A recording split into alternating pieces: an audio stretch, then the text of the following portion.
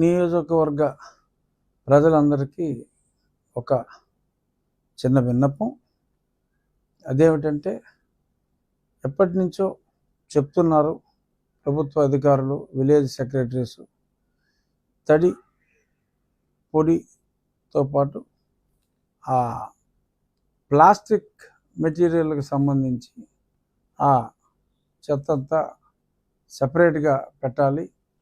మీరు ఇచ్చే వ్యర్థాలతో ఆ ప్లాస్టిక్స్ని కలపొద్దు, దాన్ని సపరేట్గా పెడితే దాన్ని కూడా తీసుకుని వెళ్ళి సపరేట్గా ట్రీట్ చేయడానికి ఉంటుందని. ఇప్పుడు చాలా చోట్ల మరి అది సెగ్రిగేట్ చేయకుండా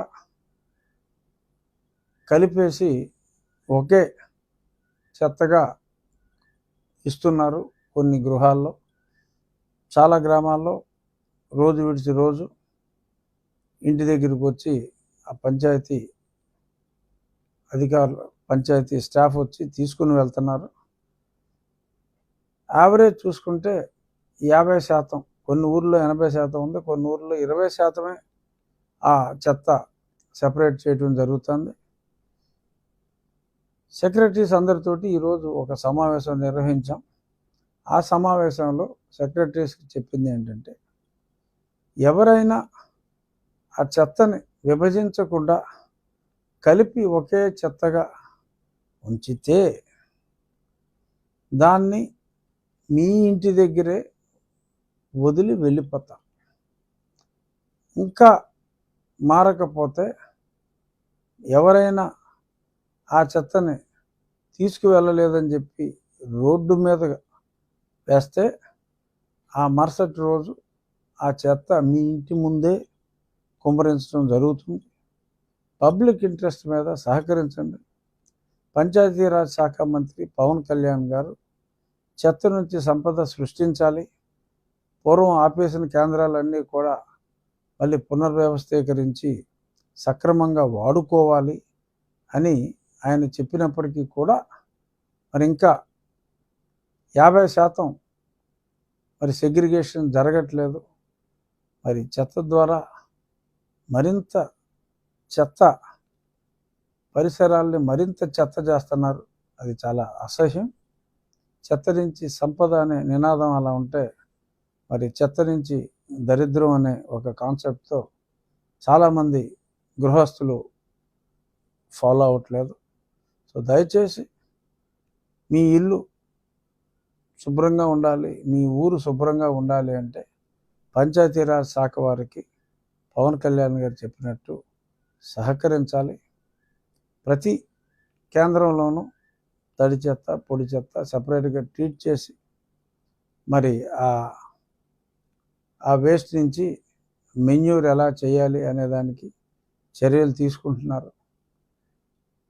కానప్పుడు మరి చాలామంది చాలా చోట్ల పంచాయతీ వాళ్ళే కాలువగట్లెమ్మట, డ్రైన్లెమ్మట కూడా వదిలేస్తున్నారు.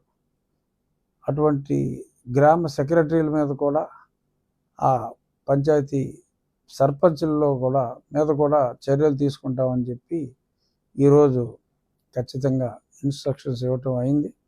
సో కాబట్టి ఈ రోజు నుంచి ఉండి నియోజకవర్గ ప్రజలందరూ, 74 గ్రామాల ప్రజలందరూ కూడా చెత్తని సెగ్రిగేట్ చేయండి. చెత్త నుంచి సంపద సృష్టికి, సంపద అంటే పెద్ద కోట్లు వచ్చేస్తుందని కాదు, ముందు చెత్తని సక్రమంగా వదిలించుకోవటమే అదొక గొప్ప టాస్క్ అది.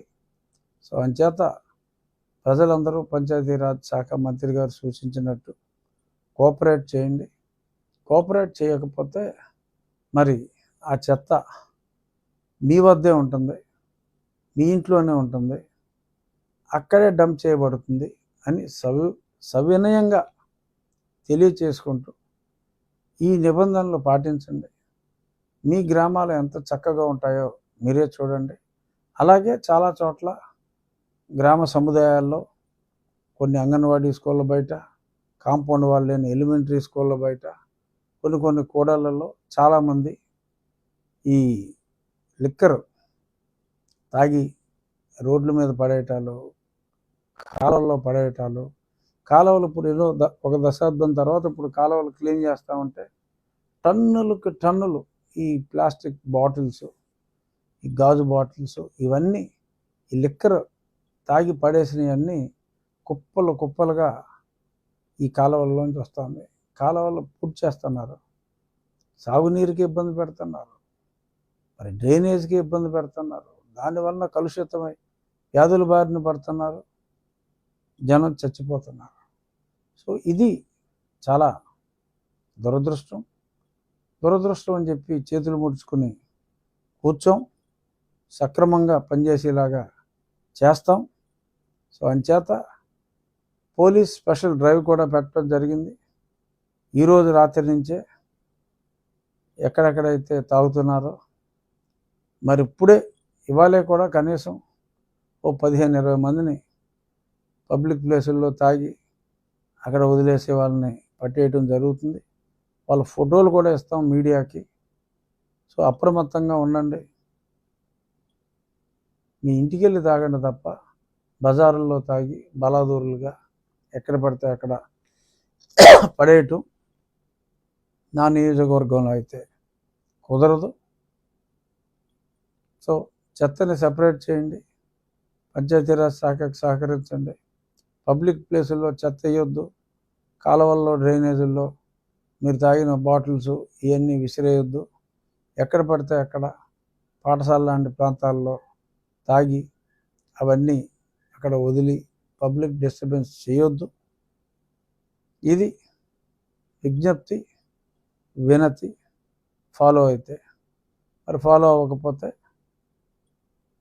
ఫాలో అయ్యేలాగా ఎలా చేయాలో, ఫాలో అవ్వని వాళ్ళని ఎలా చేయాలో తగు చర్యలు చేపట్టడం జరుగుతుందని చెప్పి